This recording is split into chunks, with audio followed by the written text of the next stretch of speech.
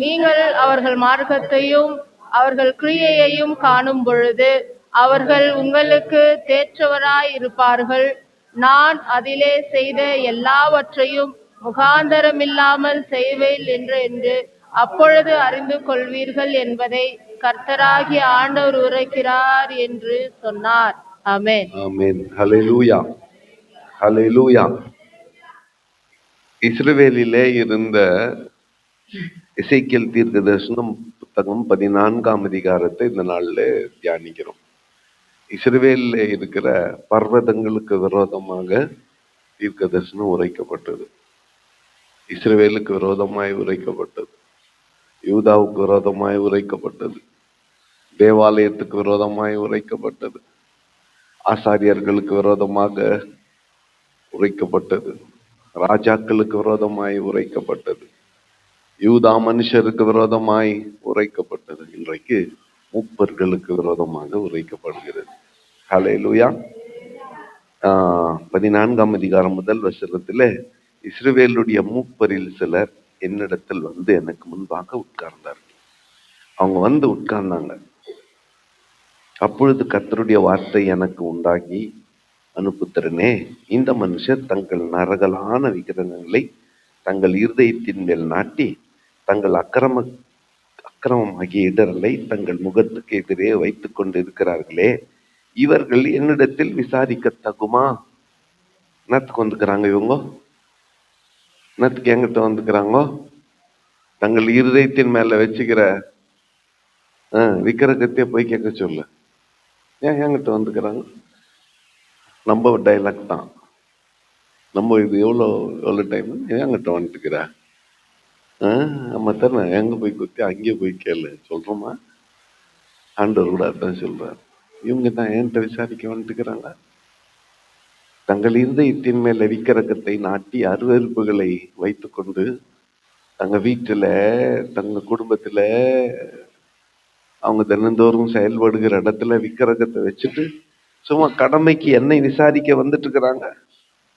நீ அவர்களோட பேசி சொல்ல வேண்டியது என்னவென்றால், இஸ்ரவேல் தன்னுடைய நரகலான விக்கிரகங்களை தன் இருதயத்தின் மேல் நாட்டி தன் அக்கிரமமாகிய இடரலை தன் முகத்துக்கு எதிராக வைத்துக் கொண்டு இருக்கிற எவனாகிலும் தீர்க்க தரிசனத்தில் வந்தால், கர்த்தராகிய நான் இஸ்ரவேல் வம்சத்தாருடைய இருதயத்தில் இருக்கிறதை பிடிக்கும்படியாக அப்படிப்பட்டவனுடைய நரகலான விக்கிரகங்களின் திரட்சிக்கு தக்கதாக உத்தரவு கொடுப்பேன். இந்த இப்போ கூட கடைக்கு போனீங்கன்னா கல்லா பெட்டிக்கு முன்னால என்ன வச்சுட்டு இருக்கோம்? படம், சிலை, கண்ணு முன்னாலே. அதுல ஒண்ணு செட்டியார் மாதிரி ஒருத்தர் சின்னதா சிலை, தந்தோறும் அதுக்கு மாலை எல்லாம் போட்டுக்கும். இதை பண்ணிட்டு யாருக்கிட்ட? என்கிட்ட விசாரிக்கிறதுக்கு அவங்க முன்னாலே விக்கிரகத்தை வச்சுக்கிறது. சும்மா ஆண்டவர் என்ன சொல்றாரு கேட்கலாம். சும்மா யாருக்கும் தெரியாத கயிறு கட்டின்னு வந்துடுறது. அவங்க எவ்வளவு கயிறு கட்டின்னுக்கிறாங்களோ, அவங்க எவ்வளவு மந்திரிச்ச ஜபமாலை போட்டுன்னுக்கிறாங்களோ, எவ்வளவு மந்திரிச்ச மணி கட்டின்னுக்கிறாங்களோ, அதுக்கு தகுந்த மாதிரி நான் விசாரிப்பேன்ட்டார். எவ்வளவு அதிகமா நீ விக்கிரகத்தை சுமக்கிறாயோ அவ்வளவு அதிகமாய் உன்னை நான் விசாரிப்பேன்.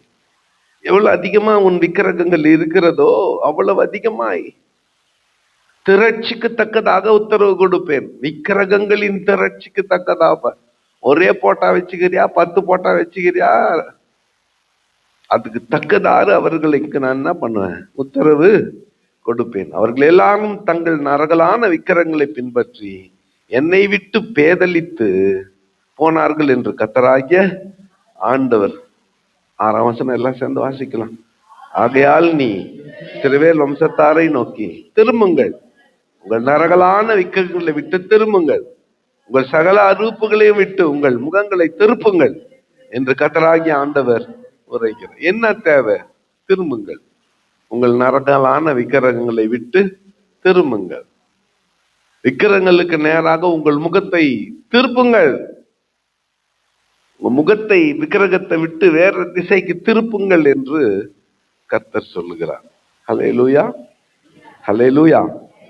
இஸ்ரவேல் வம்சத்தாரிலும் இஸ்ரவேலில் தங்குற அந்நியரிலும் என்னை பின்பற்றாமல் பேதலித்து தன் நரகலான விக்கிரகங்களில் தன் இருதயத்தின் மேல் நாட்டி தன் அக்கிரமமாகிய இடரலை தன் முகத்துக்கு எதிராக வைத்துக் கொண்டு இருக்கிற எவனாகிலும் தீர்க்கதரிசியின் மூலமாய் என்னிடத்தில் விசாரிக்க வந்தால் அவனுக்கு கர்த்தராகிய நானே உத்தரவு கொடுக்கிறேன்.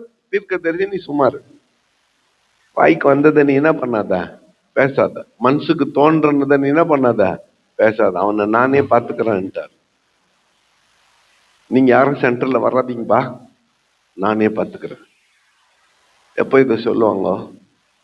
ரொம்ப கோபமா இருந்தா இல்ல? நம்ம தானே. நீங்க யார் இதுல தலையிடாதீங்க, நானே பார்த்துக்கிறேன். எப்ப சொல்றோம்? கோபம் அதிகமா, கோபம் கம்மியா இருந்தா முத்து நப்பு மரியாதை போயிட சொல்லு சொல்றோம் இல்ல? ரொம்ப கோபமா வந்துச்சுன்னா போடா தூரப்படா, நானே பார்த்துக்கிறேன். ஆண்டவர் அப்படித்தான் சொல்றாரு. அவ்வளோ விக்கிறகங்கள், அவ்வளோ அருவேற்புகள் இருக்குது. என்கிட்ட விசாரிக்க வந்தா தீர்க்கதரிசி நீ வந்து பேசாத, நீ சுவத்துல நிக்க பார்க்காத, சுவற்றை அடைக்க பார்க்காத, திறப்புல நிக்க பார்க்காத. நானே அவர்களுக்கு என்ன சொல்லிடுவேன், நானே உத்தரவு கொடுத்து அந்த மனுஷனுக்கு விரோதமாக என் முகத்தை திருப்பி அவனை அடையாளமாகவும் பழமொழியாகவும் வைத்து அவனை என் ஜனத்தின் நடுவில் இராதபடிக்கு சங்கரித்து போடுவேன். அப்பொழுது நான் கர்த்தர் என்று. இவ்வளோ நான் சொன்ன பிறகும் ஒரு தீர்க்கதரிசி ஏவப்பட்டு ஒரு விசேஷத்தை சொன்னானாகில் அப்படி கொத்த தீர்க்கதரிசி கர்த்தராகிய நானே ஏவப்பட பண்ணினேன். நான் அவனுக்கு விரோதமாய் என் கையை நீட்டி அவனை இஸ்ரவேல் ஜனத்தின் நடுவில் இராதபடிக்கு அழிப்பேன். அப்படியே அவரவர் தங்கள் தங்கள் அக்கிரமத்தை சுமர்ப்பார்கள். தீர்க்க தரிசனத்தில் விசாரிக்கிறவனுடைய தண்டனை எப்படியோ அப்படியே தீர்க்க தரிசனுடைய தண்டனையும் இருக்கும். 2 பேருக்கும் ஒரே தண்டனை. குறி கேட்க போனவனுக்கும் ஒரே தண்டனை, குறி சொல்றவனுக்கும் ஒரே தண்டனை. நல்லா கேட்டுக்குங்க, நல்லா கேட்டுக்குங்க. உயிரோட இருக்கிறப்பவே என்ன பேசணுமோ பேசிக்குங்க. செத்துட்டு பிறகு என்ன சொல்றேன்னு கேட்காதீங்க. அங்க கட்டிட்டு என்ன சொல்லிட்டு போனேன், என்ன சொல்றது உனக்கு? நீ தான் பேசி 35 வருஷம் ஆச்ச, உனக்கு என்ன சொல்றது? குறி செத்துட்டு பிறகு கண்ணி கேட்க போவாதீங்க இல்ல? என்ன சொல்றது? 2 பேருக்கும் ஒரே தண்டனை. குறி கேட்க போனவனுக்கும் அதே தண்டனை, குறி சொல்றவனுக்கும். அப்போ ஒரு மந்திரவாதிக்கு என்ன தண்டனையோ அந்த மந்திரத்தை தேடி போற உனக்கும் அதே தண்டனை. ஒரு சாஸ்திரக்காரனுக்கு என்ன தண்டனையோ சாஸ்திரக்காரன் கிட்ட கை நீட்டின உனக்கும் அதே தண்டனை. 2 பேருக்கும் ஒரே தண்டனை. 2 பேரும் அழிஞ்சு போயிருவீங்க, 2 பேரும் பழமொழி ஆயிடுவீங்க.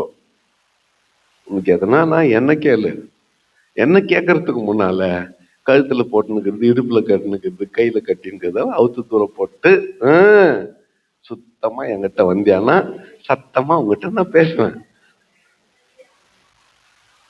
நீ இதெல்லாம் ஒட்ட வச்சுன்னு வந்தியானா வாசல்ல வச்சு ஒரே வெட்டா வெட்டுவேன்றார்.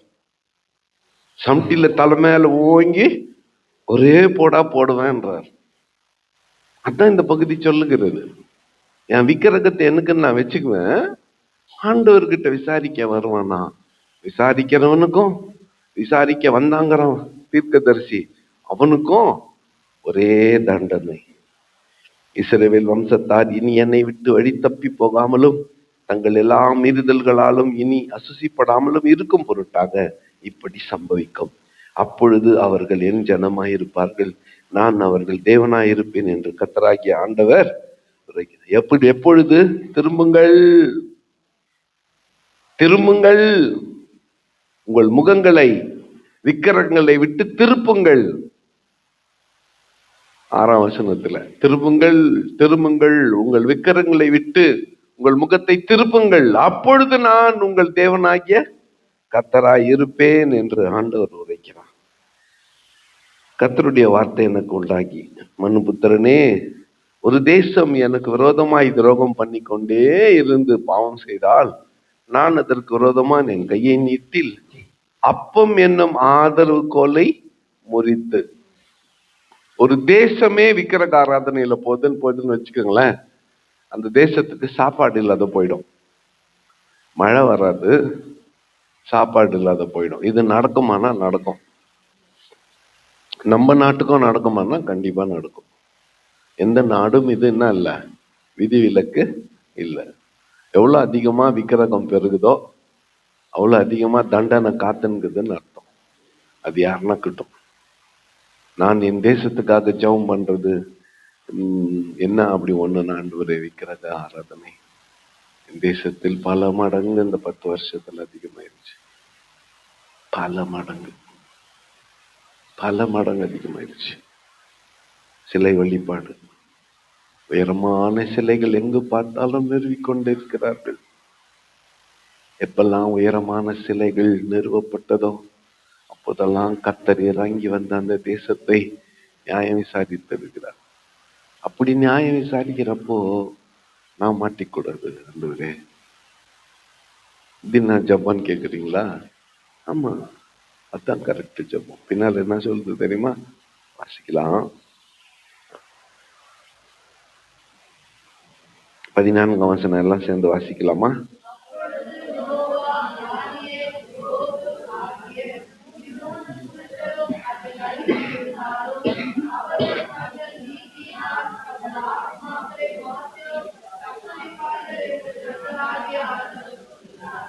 இப்ப ஆண்டவர் ஒரு தேசத்தை நீ நியாயம் தீர்க்கிறார். அந்த தேசத்துல பார்த்தா 3 பேர் இருக்கிறாங்க. யார் இருக்கிறது? நோவா, தானியேல், யோபு.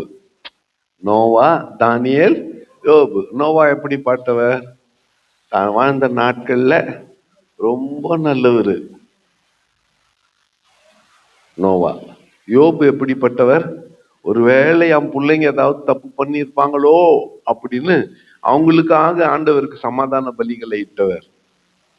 உத்தமனும் சன்மார்க்கனும் தேவனுக்கு பயந்து பொல்லாப்புக்கு விலகுகிற மனுஷன் யாரு?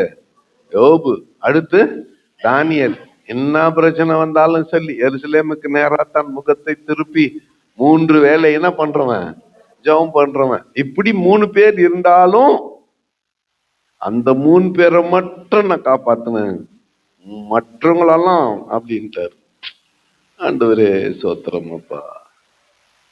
நிறைய பேர் யோபு ஜெபத்தை நம்பி இந்த பட்டணத்தில் ஒரு நீதிமான் இல்லையோ இருந்தா அவனை காப்பாத்திடுறாரு. நீ உனக்கு தண்டனை நிச்சயம். யோபுவை காப்பாத்திடுறாரு, தானியேலை காப்பாத்திடுறாரு, நோவாவை காப்பாத்திடுறாரு. உன்னை தப்ப விட மாட்டார். இந்த மூவரும் அவர்களுடைய நீதிக்கு தக்கதாக, அவர்களுடைய பரிசுத்தத்தில், அவர்களுடைய நீதியினால் தங்கள் ஆத்துமாக்களை மாத்திரம் தப்பிப்பார்கள் என்று கர்த்தராகிய ஆண்டவர் உரைக்கிறார். கவனிங்களேன், அருமையான 3-4 உதாரணத்தை ஆண்டவர் சொல்றார். துஷ்ட மிருகங்கள் வந்தா எல்லாரையும் துஷ்ட மிருகங்கள் அடிக்கும். ஆனா நான் யோபுவையும் தானியேலையும் நோவாவையும் காப்பாத்திடுவேன். பஞ்சம் வந்தா பஞ்சம் எல்லா மக்களையும் அழிக்கும். ஆனா நானும் யோபுவையும் தானியேலையும் நோவாவையும் காப்பாத்திடுவேன். பட்டயம் வருது, யுத்தம் பட்டயம் வருது, எல்லாரையும் துரத்தின்னு வராங்க. ஓங்கி வெட்டுறதுக்கு பாக்குறான் எதிராளி. நிக்கிறது யாரு? யோபு. தாத்தா நீ வேணா தூரம் போனிடுவான். பட்டயமே வந்தாலும் யோபுவையும் தானியேலையும் நோவாவையும் நான் காப்பாத்திடுவேன். துஷ்ட மிருகங்கள், கொள்ளை நோய், பஞ்சம், பட்டயம், இந்த 4 நியாய தீர்ப்பு. இந்த 4 நியாய தீர்ப்புக்கும் நான் யாரை காப்பாத்துவேன்? உத்தமமாய் சன்மார்க்கமாய் நடக்கிறவர்களை நான் காப்பாத்துவேன். 21ஆம் வசனத்துல பட்டயம், பஞ்சம், துஷ்டமிருகம், கொள்ளை நோய், இந்த 4 கொடிய தண்டனைகளை அனுப்பும் போது சங்கரம் எவ்வளவு அதிகமா இருக்கும்? அவ்வளவு அதிகமா இருந்தாலும் நானு இந்த 3 பேரை காப்பாத்திடுவேன். விக்கிரகத்தை நம்பிக்கொண்டு இருக்கிறவர்களை நான் தப்ப விட மாட்டேன். ஒரு அல்லேலூயா சொல்லுங்க. ஆகிலும் 22ஆம் வசனம் எல்லாம் சேர்ந்து வாசிக்கலாம். ஆகிலும் இதோ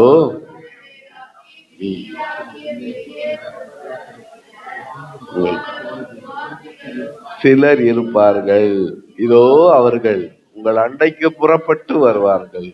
அப்பொழுது நீங்கள் அவர்கள் மார்க்கத்தையும் அவர்கள் கிரியைகளையும் கண்டு நான் எருசலேமின் மேல் வர பண்ணின தீங்கையும் அதன் மேல் நான் வர பண்ணின எல்லாவற்றையும் குறித்து தேற்றப்படுவீர்கள்.